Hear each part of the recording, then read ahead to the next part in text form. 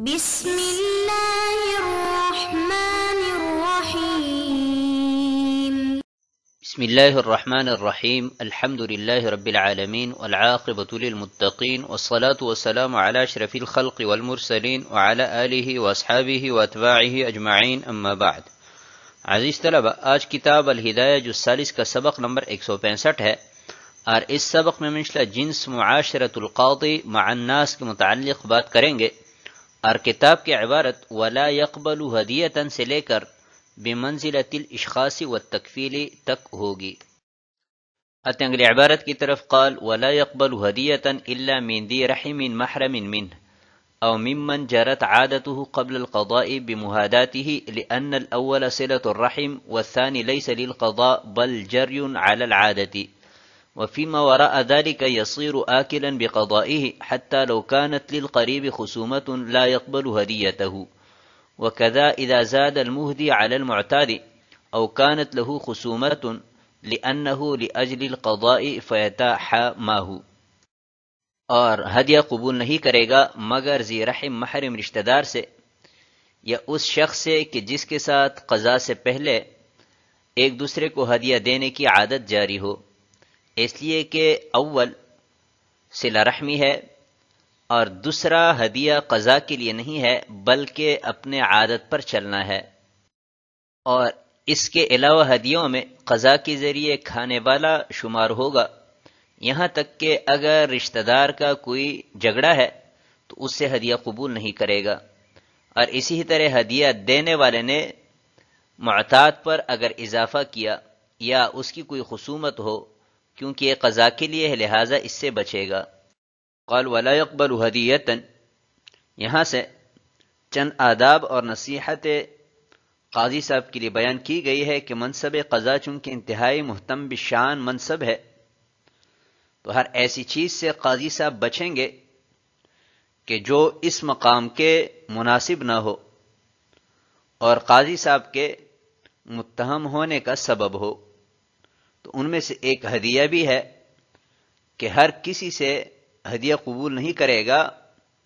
وگرنہ متہم بالرشوہ اور اسی طرح دیگر غیر مناسب القابات سے ملقب ہو سکتا ہے اور اس منصب کی توہین ہو سکتی ہے۔ اور عدم جواز پر ایک روایت بھی دلالت کرتی ہے کہ جو صحیح البخاری میں منقول ہے کہ بنو اسد میں سے ایک شخص کو زکوٰۃ لینے کے لیے مقرر کیا گیا تو وہ جب واپس آیا کہنے لگا ھذا لکم وھذا ھدی لی، تو حضور اکرم صلی اللہ علیہ وسلم بہت ناراض ہوئے، منبر پر تشریف فرما ہو کر کہنے لگے کہ ما بال العامل نبعثه فیأتی فیقول ھذا لک وھذا لی فہلا جلس فی بیت ابیہ و امہ فینظر ایہدی لہ ام لا۔ تو اس حدیث سے بھی معلوم ہوا کہ عامل اور صاحب عہدہ کو اگر کوئی ہدیہ دیا جاتا ہے تو چونکہ اس میں رشوت کا شائبہ ہوتا ہے اس وجہ سے اس سے بچنا یہ ضروری ہوگا۔ الا من ذی رحم محرم، اس سے دو آدمی مستثنا ہے، ایک ذی رحم محرم رشتہ دار اور ایک ایسا شخص کہ جو منصب قضاء پر فائز ہونے سے پہلے قاضی صاحب کے ساتھ ہدایہ کا تبادلہ کیا کرتا تھا۔ ذی رحم محرم رشتہ دار کے ساتھ ہدیہ کا معاملہ اس لیے جائز ہے کہ اس میں صلہ رحمی ہے، اور دوسرا شخص جو ہدایہ دے رہا ہے یہ منصب قضاء کی وجہ سے نہیں دے رہا بلکہ پہلے سے ان دونوں کے مابین معتاد ہوا چلا آ رہا ہے۔ وفیما وراء ذالک، اور ان دو کے علاوہ دوسرے لوگ جو ہے ان کے ہدیہ میں چونکہ رشوت کا شائبہ ہے کیونکہ وہ منصب قضاء کی وجہ سے ہے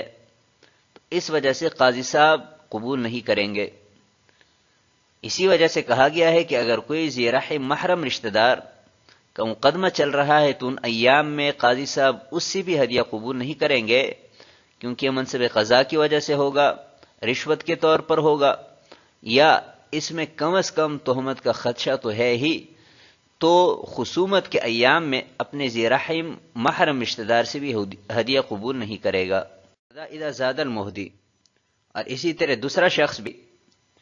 اگر ہدیہ میں کمن یا کیفن اضافہ کریں تو بھی قاضی صاحب قبول نہیں کریں گے، کیونکہ یہ منصب قضا کی وجہ سے جس میں رشوت کا شائبہ ہے، یا اس کی اگر کوئی خصومت چل رہی ہے، کوئی مقدمہ چل رہا ہے، تو قاضی صاحب بالکل کسی قسم کا ہدیہ اس سے قبول نہیں کریں گے، کیونکہ اس میں یا تو رشوت کا شائبہ ہے یا تہمت لگ سکتی ہے۔ قال ولا يحضر دعوة إلا أن تكون عامة لأن الخاصة لأجل القضاء فيتهم بالإجابة بخلاف العامة، ويدخل في هذا الجواب قريبه وهو قولهما. وعن محمد رحمه الله تعالى أنه يجيبه وإن كانت خاصة كالهدية، والخاصة ما لو علم المضيف أن القاضي لا يحضرها لا يتخذها، اور وہ دعوت میں حاضر نہیں ہوگا مگر عام دعوت میں، اس لیے کہ خاص دعوت قاضی ہونے کی وجہ سے ہے، لہذا اس کو قبول کرنے سے متہم ہوگا برخلاف عام دعوت کے۔ اور اس جواب میں اس کا رشتہ دار بھی داخل ہے، اور یہی شیخین کا قول ہے، اور امام محمد رحمہ اللہ تعالی سے منقول ہے کہ قبول کرے گا اگرچہ خاص دعوت ہو ہدیہ کی طرح۔ اور دعوت خاصہ یہ ہے کہ میزبان کو اگر پتہ چلے کہ قاضی صاحب حاضر نہیں ہوں گے تو اس کو تیار نہ کریں۔ قال ولا يحضر دعوة الا ان تكون عامة، دوسرا ادب یہ ہے کہ قاضی صاحب دعوت خاصہ میں حاضر نہیں ہوں گے کیونکہ اس میں اتہام کا خدشہ ہے۔ البتہ دعوت عامہ میں جانے میں کوئی حرج نہیں ہے کیونکہ وہاں پر کوئی اتہام نہیں ہے۔ اور اپنا ذی رحم محرم رشتہ دار اس کے دعوت خاصہ کو قبول کر سکتے کہ نہیں کر سکتے،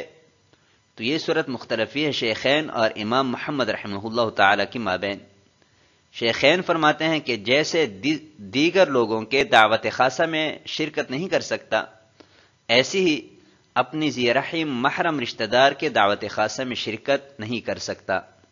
وعن محمد رحمہ اللہ، امام محمد رحمۃ اللہ علیہ فرماتے ہیں کہ اس کا حکم ہدیہ کا ہے، جیسے اس سے ہدیہ قبول کر سکتا ہے ایسی دعوت خاصہ بھی قبول کر سکتا ہے، لیکن شرط یہ ہے کہ ان ایام میں کوئی مقدمہ نہ چل رہا ہو۔ مفتابی قول امام محمد رحمہ اللہ تعالی کا ہے، جیسا کہ صاحب ہدایہ کی سنی سے بھی ظاہر ہے، اور علامہ ابن عابدین رحمہ اللہ تعالی نے بھی اس پر کلام فرمایا ہے۔ والخاصۃ ما لو علم المضیف، ابھی دعوت خاصہ اور عامہ میں حد فاصل کیا ہے، تو فرماتے ہیں کہ اگر میزبانی کرنے والا قاضی صاحب ہی کی وجہ سے دعوت کر رہے ہیں تو یہ دعوت خاصہ ہے، یعنی اگر قاضی صاحب حاضر نہ ہو تو دعوت ہی نہ کریں، اور اگر قاضی صاحب کی حاضری ضروری نہ ہو بلکہ وہ نہ بھی ہو تب بھی وہ شخص دعوت کرے تو یہ دعوت عامہ ہے۔ آتے ہیں اگلی عبارت کی طرف، قال ويشهد الجنازة ويعود المريض لأن ذلك من حقوق المسلم على المسلم، قال عليه الصلاة والسلام للمسلم على المسلم 6 حقوق وعد منها هذين ولا تهمة في ذلك، قال ولا يضيف أحد الخصمين دون خصمه لأن النبي صلى الله عليه وسلم نهى عن ذلك ولأن فيه تهمة۔ اور جنازوں میں حاضر ہوگا اور بیمار کی بیمار پرسی کرے گا، اس لیے کہ یہ مسلمان کا مسلمان کی ذمہ حقوق میں سے ہیں۔ حضور اکرم صلی اللہ علیہ وسلم نے ارشاد فرمایا کہ مسلمان کا مسلمان کی ذمہ 6 حقوق ہیں، اور ان میں سے 2 بھی گنوائے ہیں اور اس میں تہمت نہیں ہے، اور خصمین میں سے ایک کو چھوڑ کر دوسرے کی دعوت نہیں کرے گا، اس لیے کہ حضور اکرم صلی اللہ علیہ وسلم نے اس سے منع فرمایا ہے اور اس لیے کہ اس میں تہمت ہے۔ قال ويشهد الجنازة ويعود المريض، یعنی قاضی صاحب کے لیے یہ بھی مناسب ہے کہ وہ جنازوں میں حاضر ہو اور بیماروں کی بیمار پرسی کرے، کیونکہ مسلمان کے حقوق میں سے اور اس میں کوئی تہمت بھی نہیں ہے، جیسا کہ مسلم شریف میں ابو ہریرہ رضی اللہ تعالیٰ عنہ سے منقول ہے کہ ان رسول اللہ صلی اللہ علیہ وسلم قال حق المسلم على المسلم 6 قیل ما هن یا رسول اللہ قال اذا لقيته فسلم عليه واذا دعاك فاجبه واذا استنصحك فانصح له واذا عطس فحمد الله فشمته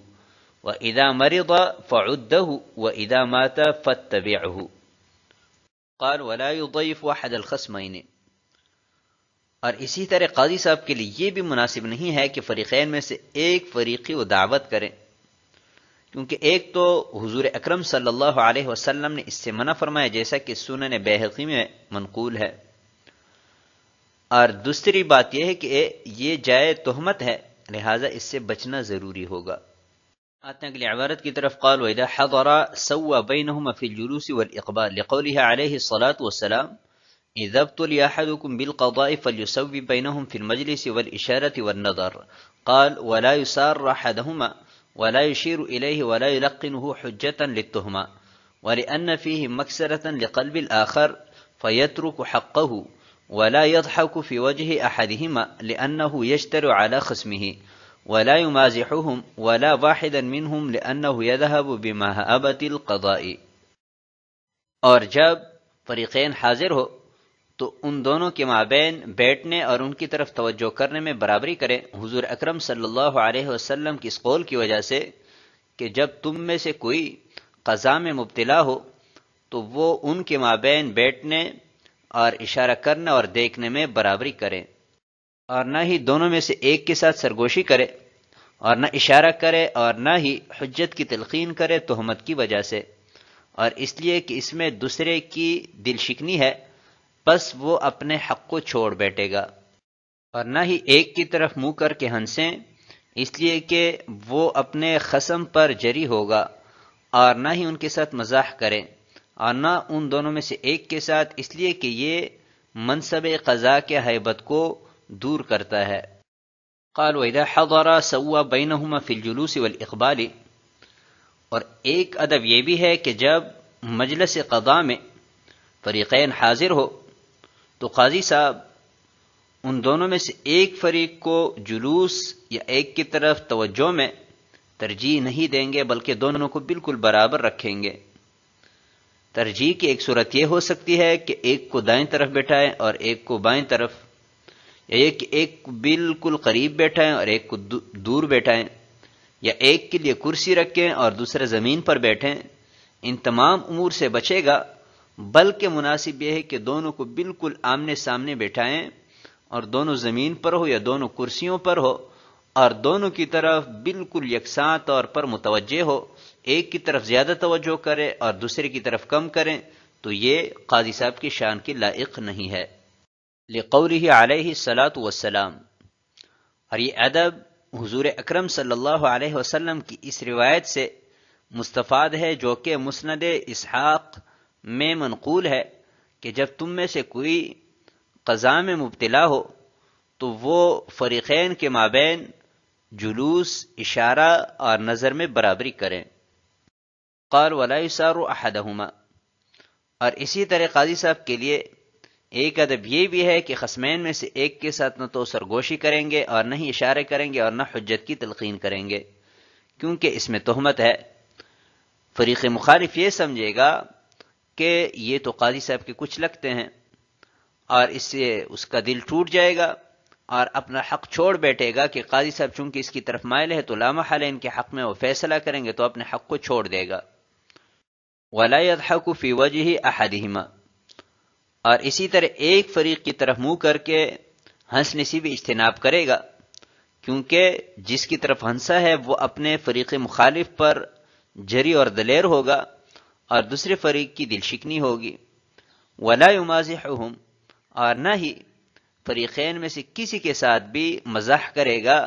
کیونکہ اس سے منصب قضاء کا جو رعب ہے اور ہیبت ہے وہ ختم ہوتا ہے۔ قال ويكره تلقين الشاهد، اور اسی طرح قاضی صاحب کے لیے یہ بھی مناسب نہیں ہے کہ وہ گواہ کو تلقین کریں، اور تلقین کا مطلب یہ ہے کہ قاضی صاحب گواہ سے پوچھیں کہ کیا آپ اس بات کی گواہی دیتے ہیں کہ فلاں کا فلاں کے ساتھ یہ حق متعلق ہے، تو یہ مکروہ ہے، کیونکہ اس میں فریقین میں سے ایک کی مدد لازم آتی ہے، تو جیسے براہ راست فریقین میں سے کسی ایک فریق کی مدد کرنا جائز نہیں ہے، ایسی ہی شاہد کے واسطے سے بھی مدد مکروہ ہے۔ واستحسنه ابو یوسف رحمہ اللہ تعالی فی غیر موضع التہمہ، جن مواقع میں تہمت کا خدشہ نہ ہو تو وہاں پر تلقین شاہد یہ قاضی ابو یوسف رحمہ اللہ تعالی کے ہاں امر مستحسن ہے، کیونکہ گواہ بسا اوقات مجلس قضا میں گھبرا جاتا ہے اور اپنی پوری بات بتانے پر قادر نہیں ہوتا ڈر کی وجہ سے، تو اگر قاضی صاحب تلقین کریں گے تو صاحب حق کا حق زندہ ہوگا، اور صاحب حق کے حق کو زندہ کرنے کی کوشش کرنا یہ ایک امر مستحسن اور محمود فعل ہے۔ بمنزلۃ الاشخاص والتکفیل، اشخاص کا مطلب یہ ہوتا ہے کہ خصمین میں سے ایک غائب ہے تو قاضی صاحب کوئی شخص بلانے کے لیے بھیجیں اور وہ حاضر ان کے حق میں فیصلہ ہو، یا خصمین میں سے ایک سے کفیل لیں، تو یہ دو امور چونکہ بظاہر مناسب نہیں ہے لیکن احیاء حق کے لیے ہے، اس وجہ سے جائز ہے، تو ایسی تلقین بھی اگرچہ بظاہر مناسب نہ ہو لیکن احیاء حق کے لیے ہو تو یہ ایک امر مستحسن ہے اور جائز ہوگی۔ تو آج کے سبق کو اسی پر ختم کرتے ہیں۔ والسلام علیکم ورحمۃ اللہ وبرکاتہ۔